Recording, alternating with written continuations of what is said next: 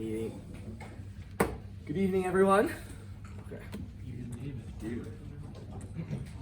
I wanted to start off this PTP with a story. There were two siblings named Yankel and Shlomi. They had two loving parents, but these parents were the strict type. From a young age, these kids were given many rules and restrictions that their friends at school just didn't have to follow.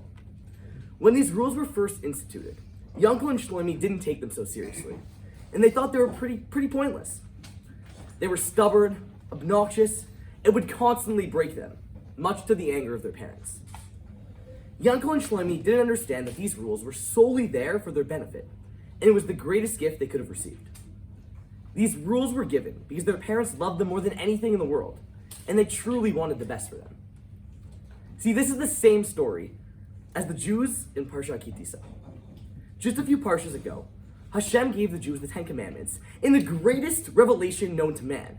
And in this parsha, they committed the biggest sin in history, Chet Egel. At first glance, it's easy to read the story and to get frustrated with the Jews. Why are they so impatient? Why are they so stubborn? Why are they so short-sighted? It makes no sense. Hashem gave them the greatest gift of all. And the response a few weeks later is to build a Chet Egel, build a golden calf, and betray Hashem's trust, just like that. It makes no sense. Why would they do this? Why on earth did Hashem choose this nation if this is how they were going to act? In Perek Lamed Bet Pasuk Tet, Hashem is speaking with Moshe, and he refers to the Jews as Am Kashe Orefu, a stiff-necked nation, a stubborn nation. He then adds in the next pasuk, Vayachar api bahem v'achalem v'yaseh otcha l'goy gadol.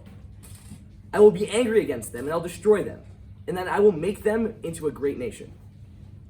Later on in the parsha, Moshe is pleading the case of the Jews, and he uses the same language that Hashem just used. He says, Ki am kashe orafu, v'salakta le'avonenu, lechatatenu v'nachlatanu. Because they are a stiff-necked nation, and forgive our sin and our error, and make us your inheritance. Moshe acknowledges the fact that the Jews were stubborn, and uses this as a reason that Hashem should forgive the Jews and give them another chance. It seems strange. Why is Hashem using the same language? Why is Moshe and Hashem using the same language when their opinions are contradicting? Moshe's trying to plead the case of the Jews, but Hashem's trying to abandon them because of the same quality, that they're stiff-necked. It makes no sense. This supposed contradiction teaches us a profound lesson. Everything in life and every quality we have can be seen as a positive or a negative. It can be taken in the positive or negative direction. Every moment in our lives can be taken one way or the other, positive or negative. And it's up to us to choose that positive direction. See, the stubbornness of the Jews led them to being disobedient and sinful. Maybe that was the exact quality that made Hashem choose them as the nation in the first place. That negative stubbornness turned into positive stubbornness. It turned into loyalty. Turned into loyalty to Hashem, loyalty to Torah and mitzvot, and just like that, it can turn into a positive thing and the biggest possible strength. See, how many times have you just refused to lose that argument in the base? When you're with the chavruta, I'm not going to lose this argument, or refuse to do something that didn't make sense to you. Probably a bunch. Jews are stubborn people. We're stubborn people. We don't like doing things that don't make sense to us. See, we see it in the Parsha, and we see it throughout history. Rabbi Akiva, the famous example. See, the story of his death found in Brachot, Daf Samech Aleph, Amud Bet, where after the Bar Kokhba revolt, the Romans decreed that the Jews were not allowed to study Torah anymore.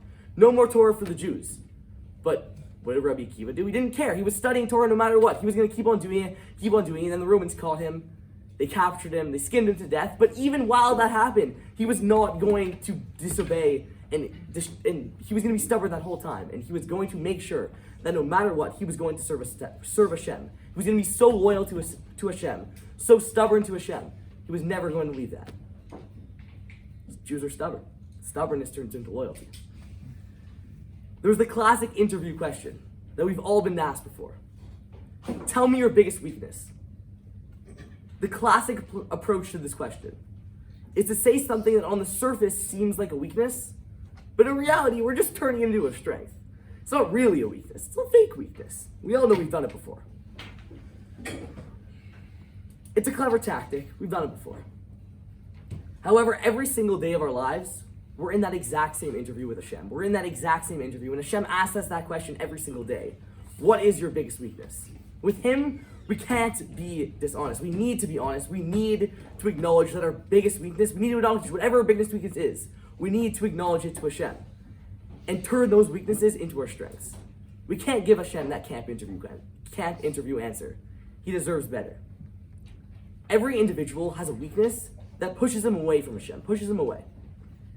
And it's up to each and every one of us, not only to negate that weakness and to neutralize it, but to do something more with that, to turn it into our greatest strength. And that's where the real growth comes. Just like Moshe didn't ignore the fact that the Jews were stubborn and used it as a strength in his argument to Hashem, we need to do the same thing with our weaknesses and use them to maximize our growth. Shabbat shalom.